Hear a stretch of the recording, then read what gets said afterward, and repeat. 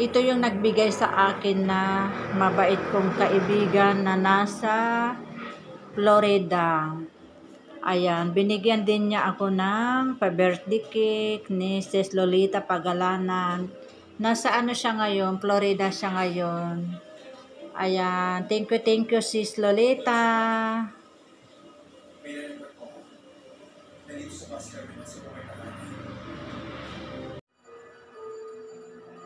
Ito yung pa-birthday cake sa akin ni Pinay ni Habi Cano from US. Galing kay Maringdal.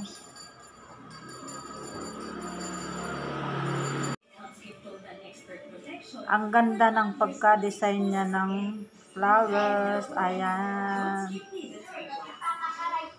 Maraming salamat Ate Sally dito sa pa-birthday cake mo. Ito yung galing kay Sis Den Borja. Maraming salamat. Ang dami naman nito.